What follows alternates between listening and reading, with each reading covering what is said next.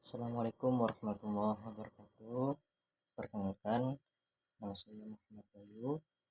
Saya dari periode PAI Pendidikan Agama Islam. Di sini saya akan mengerjakan tugas tentang pengertian Wahabi. Baik, biar tidak terlalu kelamaan, langsung saja dengan pembahasannya. Pengertian Wahabi.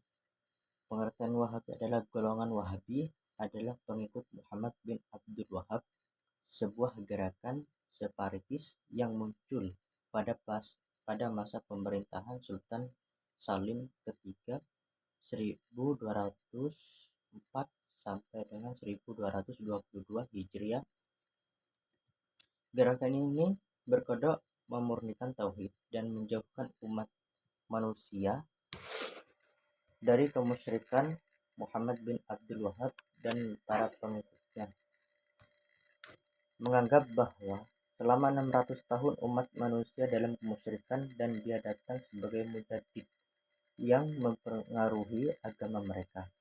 Gerakan Wahabi muncul melawan kemampuan umat Islam dalam masalah akidah dan syariah. Karenanya gerakan ini terbesar dengan peperangan dan pertumpahan darah. Dengan dukungan Hijaz bagian timur, yaitu Raja Muhammad bin Saud Raja At-Tadiriyah pada tahun 1217 Hijriah. Muhammad bin Abdul Wahab bersama pengikutnya menguasai kota Taif setelah sebelumnya mereka membunuh penduduknya. Tidak ada yang selamat kecuali beberapa orang-orang. Mereka membunuh laki-laki dan perempuan, tua, muda, anak-anak, bahkan bayi yang masih menyusui. Pada ibunya juga mereka bunuh. Mereka keluarkan semua penghuni rumah-rumah di Taif. Bahkan yang sedang sholat di masjid juga mereka bantai. Mereka rampas semua harta dan kekayaan penduduk Taif. Dan mereka musnahkan semua kitab yang ada hingga berserakan di jalanan. Dari Taif kemudian mereka memperluas kekuasaan ke beberapa kota seperti Mekah, Jeddah, dan kota-kota lainnya. Hingga akhirnya pada tahun 1226 Hijriah, Sultan Mahmud Khan kedua turun tangan dengan memerintahkan Raja Mesir Muhammad Ali Basha untuk membendung gerakan Wahabi ini. Dengan kekuatan pasukannya dan kegigihan Raja Muhammad Ali Basha sampai akhirnya mereka dapat mengambil alih kota Taif, Mekah, Madinah, dan Jeddah dari kekuasaan golongan Wahabi. Sebagai kalangan tidak menyukai istilah Wahabi dan lebih menyukai istilah Salafi. Salah satu alasannya penamaan dakwah yang diemban oleh Muhammad dan nama Wahabiyah yang dinisbatkan kepadanya adalah penisbatan yang keliru dari sisi bahasa, karena ayahnya tidak menyebarkan dakwah ini. Salafi bagi mereka adalah aswajah itu sendiri. Oleh karena itu mereka menyamakan istilah aswajah dengan salaf.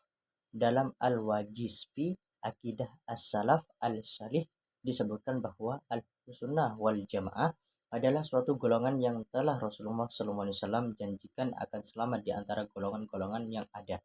Landasan mereka bertumpu pada ittiba sunnah, mengikuti as-sunnah dan menuruti apa yang dibawa oleh Nabi, baik masalah akidah, ibadah, petunjuk, tingkah laku, akhlak, dan selalu menyertai jamaah kaum muslimin. Dengan demikian maka definisi Ahlus Sunnah wal Jamaah tidak keluar dari definisi Salafi. Menurut Dr. Said Ramadan Al-Butni, mengikuti atau ittiba salaf dengan mengadopsi serta menerapkan manhaj dan mazhab mereka di dalam memahami Al-Quran dan Sunnah Rasulullah merupakan kewajiban bagi setiap muslim. Hal ini sesuai dengan perintah agar manusia selalu taat kepada Allah dan Rasulnya, Sebagaimana disebut dalam Al-Hasri ayat 7 dan beberapa riwayat hadis.